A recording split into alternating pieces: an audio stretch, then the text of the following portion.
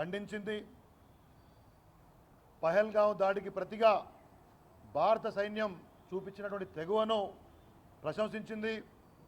వాళ్లకు వెన్నుదన్నుగా ఉంటామని చెప్పేసి కూడా దేశమంతా స్వచ్ఛందంగా ప్రజల ముందుకొచ్చి మాట్లాడారు। ఇవాళ పొలిటికల్ మైలేజీ కోసము కాంగ్రెస్ బీజేపీ ఆడుతున్నటువంటి రాజకీయ నాటకంలో భారత సైన్యాన్ని భాగస్వామ్యం చేసే ప్రయత్నం చేయడము, పత్రికల్లో హెడ్లైన్ల కోసము, టీవీలలో హెడ్లైన్ల కోసము, వాళ్ళ పార్టీ నాయకత్వం యొక్క అధినాయకత్వం యొక్క మెప్పు పొందడం కోసము భారత సైన్యాన్ని ఈ బ్లేమ్ గేమ్లోకి రాగడం అనేది దురదృష్టకరం। ఇది తీవ్రంగా అందరం కూడా పరిగణించాల్సిన అవసరం। ఒక రాష్ట్ర ముఖ్యమంత్రిగా ఉన్నటువంటి వ్యక్తి, రాజ్యాంగబద్ధంగా ప్రజలు ఎన్నుకున్నటువంటి యొక్క ముఖ్యమంత్రి భారత సైనిక దళాల ఆత్మస్థైర్యం దెబ్బతినే విధంగా మాట్లాడడం అనేది అత్యంత దుర్మార్గమైన విషయం। దీన్ని తీవ్రంగా ఖండిస్తూ ఉన్నాను। ఆయన ఏమడుగుతున్నాడు? ఎన్ని రాఫెల్ జెట్లు కూలిపోయినాయి, ఎంతమంది సైనికులు మరణించారు? ఇది ఒక రకంగా సైనిక దళాల యొక్క ఆత్మస్థైర్యాన్ని, గౌరవాన్ని దెబ్బతీసే అంశం। దేశ భద్రతా రహస్యాలను, యుద్ధానికి సంబంధించినటువంటి యొక్క రహస్యాలను, విషయాలను అడగాలనుకోవడం చాలా దుర్మార్గం। వాటిని మీ యొక్క పొలిటికల్ మైలేజీ కోసం అడగాలనుకోవడం అనేది మరింత దుర్మార్గం। ఏ విషయం మాట్లాడాలి, ఏ విషయం మాట్లాడకూడదు, సొంత రాజకీయ అస్తిత్వాల కోసము ఎంత దుర్మార్గంగానే వ్యవహరిస్తామని చెప్పేసి ఇవాళ కాంగ్రెస్ పార్టీ నాయకులు ప్రవర్తించడం అనేది చాలా దుర్మార్గం।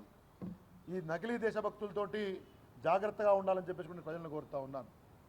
సైనిక దళాల సమరోత్సాహాన్ని, వాళ్ళ యొక్క త్యాగాలను, వాళ్ళ యొక్క శక్తి సామర్థ్యాలను, వాళ్ళ విజయాలను రాజకీయ ప్రయోజనాలు కోసం వాడుకోవడం కోసం ఒకళ్ళు తిరంగా ర్యాలీలను చేస్తారు, చేయండి తప్పులేదు।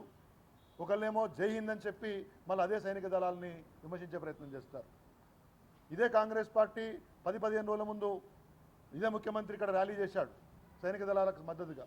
మళ్ళీ ఇప్పుడేమో సైనిక దళాలు తప్పు చేశాయన్నట్టుగా మాడుతూ ఉన్నారు।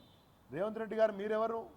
దేశ ప్రజలందరికీ హక్కు ఉంది అడగడానికి, కానీ ఏ అంశం మాట్లాడాలి, ఎంతవరకు మాట్లాడాలనే విషయంలో పరిమితులు ఉండాలనే విషయాన్ని కూడా గమనించాలి।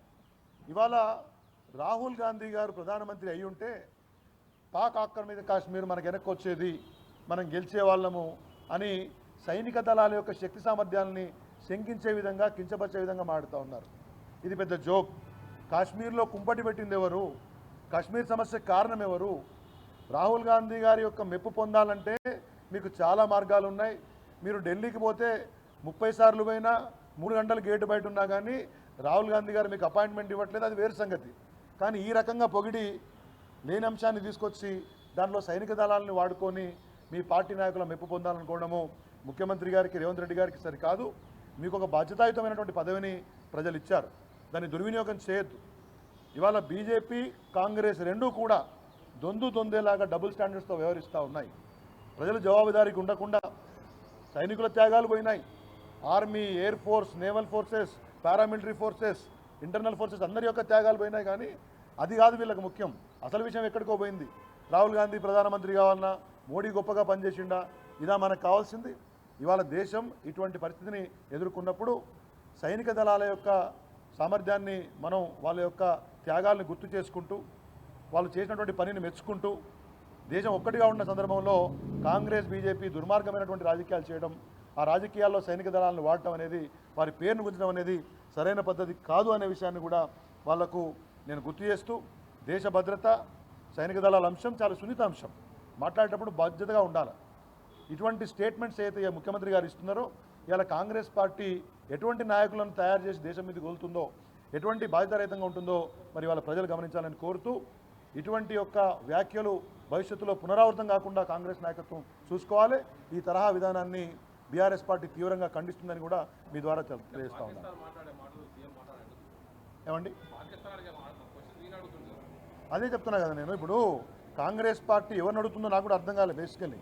ఒకవైపు పాక్ లీడర్లు కానీ, పాక్ ఆర్మీ కానీ, లేకపోతే ఒక వెస్టెడ్ ఇంట్రెస్ట్ ఉండి భారతదేశానికి వ్యతిరేకంగా ఉండే మీడియా అడిగేటటువంటి క్వశ్చన్లు రేవంత్ రెడ్డిని మాట్లాడడం అనేది నాకు నిజంగా ఆశ్చర్యం వేసింది।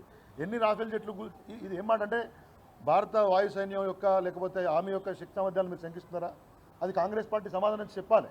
రాహుల్ గాంధీ ప్రాపకం కోసము ఎంత నీచానికైనా నేను దిగజారుతాను మాట్లాడతానంటే సరైన పద్ధతి కాదనే విషయాన్ని కూడా రేవంత్ రెడ్డి తెలియజేసుకున్నాను. Thank you.